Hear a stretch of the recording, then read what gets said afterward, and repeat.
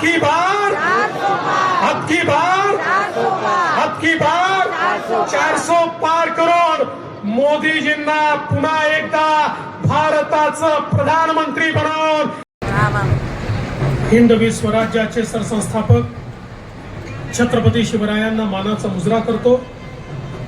भारतीय राज्यघटनेचे शिल्पकार भारतरत्न डॉक्टर बाबासाहेब आंबेडकर यांना मानवंदना अर्पित करतो। आई महाकालीच्या चरणी नतमस्तक होतो आणि आज या ठिकाणी मंचावर उपस्थित असलेले आपले महाराष्ट्राचे अध्यक्ष चंद्रशेखर बावनकुळेजी,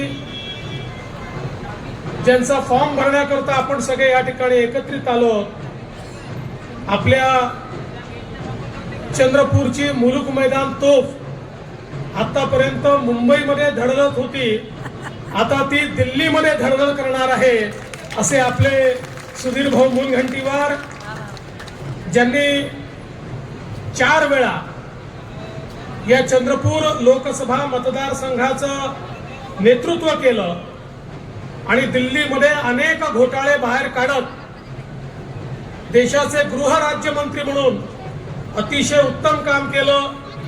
ते आदरणीय हंसराजभाई आहिर, सन्माननीय खासदार रामदास तडसजी, आमदार संजीव रेड्डी बोतकुलवारजी, आमदार संदीप धुर्वेजी, आमदार अशोक उईकेजी, हरीश शर्माजी, संजय धोटेजी, राहुल पावडेजी, अशोकराव जीवतडे, राजीव कक्कड, आमचे आशिष बाबू देशमुख, बंडूजी हजारे, नितीनजी या ठिकाणी उपस्थित, विजयजी राऊत, रमेशजी राजूरकर, संध्याताई गुरनुले, राखीताई कांचलवार, मंचावर उपस्थित सर्व मान्यवर आणि उपस्थित सर्व भगिनी आणि बंधूंनो, आताच सुधीर भाऊंनी या निवडणुकीचं महत्व काय आहे हे सांगितलंय। ही राज्याची निवडणूक नाहीये, ही देशाची निवडणूक आहे। देशाचा नेता कोण असेल, देशाचं नेतृत्व कोणाच्या हाती द्यायचं, याची ही निवडणूक आहे। ही निवडणूक सुधीर भाऊ किंवा काँग्रेसचा उमेदवार यांच्यातली नाही, तर ही निवडणूक हे ठरवणार आहे की देशामध्ये मोदीजींचं राज्य आणायचं की राहुल गांधीला संधी द्यायची, याचा निर्णय करणारी ही निवडणूक आहे। सुधीर भाऊला दिलेलं प्रत्येक मत हे मोदीजींना दिलेलं मत आहे, काँग्रेसच्या उमेदवाराला दिलेलं मत हे राहुल गांधींना दिलेलं मत आहे। आता मी तुम्हाला सांगण्याची आवश्यकता नाहीये या देशामध्ये राहुल गांधींची अवस्था काय आहे। राहुल गांधी हे एक यात्रा घेऊन निघाले आणि असं गमतीने अनेक वेळा म्हणतात, जहां जहां पाव पडे संतन के तहाता बंटा ढार, जिथे जिथे राहुल गांधी गेले त्या त्या ठिकाणी काँग्रेस तुटली फुटली, लोक सोडून गेले आणि निवडणुकीमध्ये त्यांना पराजयाचा सामना करावा लागला।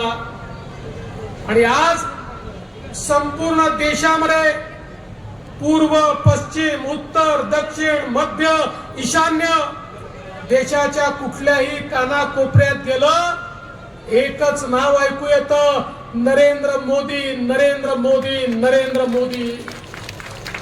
आज देशाला मोदीजींच्या नेतृत्वात एक अशा प्रकारचं नेतृत्व लाभलंय की ज्याने देशामध्ये पहिल्यांदा गरिबाचा विचार केला, गरीब कल्याणाचा अजेंडा आणला, गरीबाला घर दिलं, शौचालय दिलं, पाणी दिलं, गॅस दिला, वीज दिली, लोन दिलं, गरीबाला उभं केलं। तुम्ही विचार करा, जगाच्या इतिहासात जे झालं नाही ते मोदीजींनी करून दाखवलं।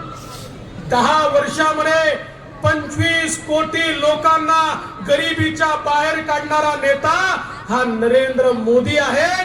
जे जगाला समजलं नाही, जे जगाला करता आलं नाही, ते या देशामध्ये मोदीजींनी केलं। मोदीजींचं सरकार मुठभर लोकांकरता काम करणारं सरकार नाही आहे। दीन दलित गोर गरीब आदिवासी शेतकरी शेतमजूर ओबीसी अल्पसंख्याक महिला या प्रत्येक घटकाला हे आपलं सरकार आहे, हा आपला नेता आहे, हे आपल्याकरता काम करतायत अशा प्रकारची भावना आज या ठिकाणी झाली. आणि म्हणूनच आज आपण पाहतोय महाराष्ट्रातली आपली महायुती भक्कम झाली आहे. भाजप आहे, शिवसेना आहे, राष्ट्रवादी काँग्रेस आहे, रिपब्लिकन पार्टी आठवले आपल्या सोबत आहे, रासप आपल्या सोबत आहे, अनेक पक्ष हे आज आपल्या सोबत आहे आणि एक मजबूत अशा प्रकारची महायुती आपण तयार केली आहे. आणि चंद्रपूर मध्ये तर सुधीर भाऊंसारखा एक उमेदवार आपण दिलाय.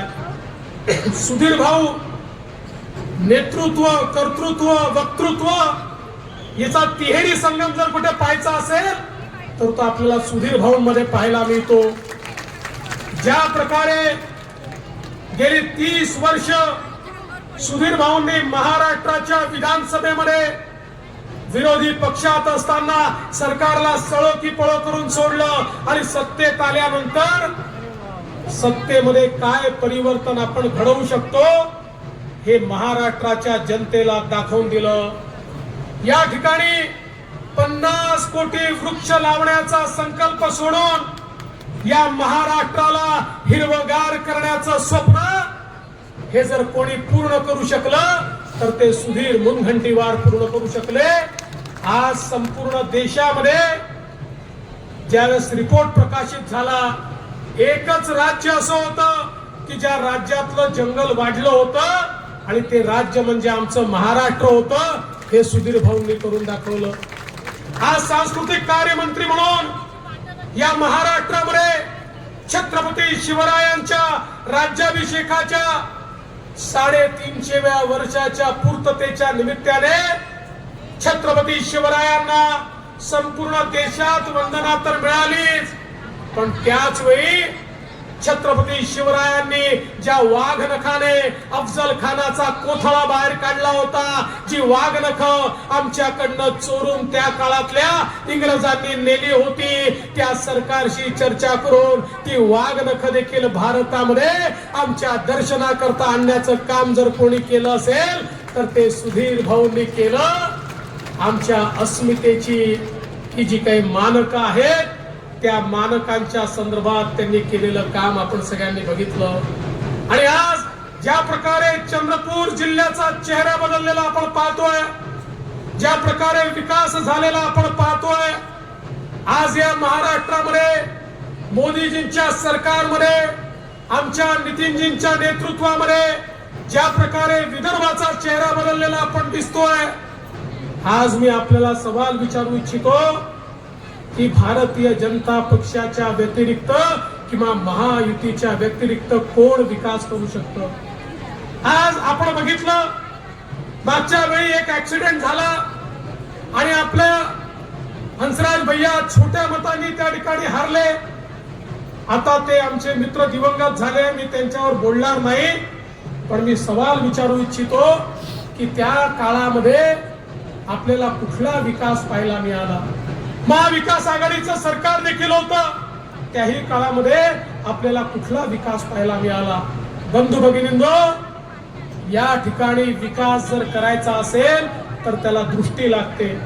सर्व समाजाला सोबत घेऊन कोण चालू शकतो?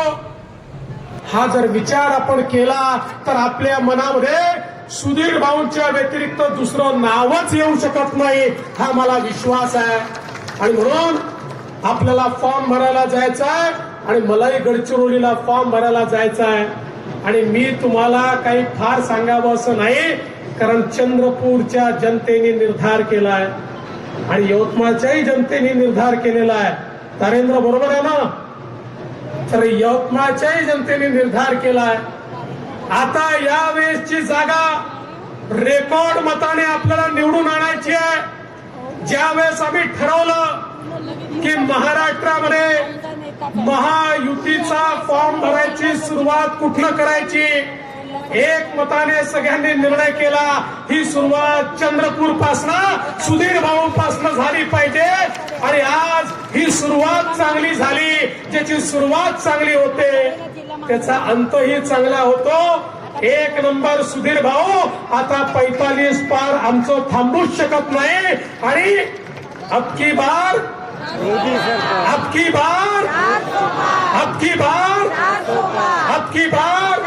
400 पार करून मोदीजींना पुन्हा एकदा भारताचं प्रधानमंत्री बनवून या भारताला विकसित भारताकडे नेण्याचा संकल्प आपण सगळ्यांनी केलाय. आणि त्याची जबाबदारी ही तुमच्यावर या ठिकाणी टाकतो. आणि माझे 2 शब्द संपवतो. जय हिंद, जय भारत.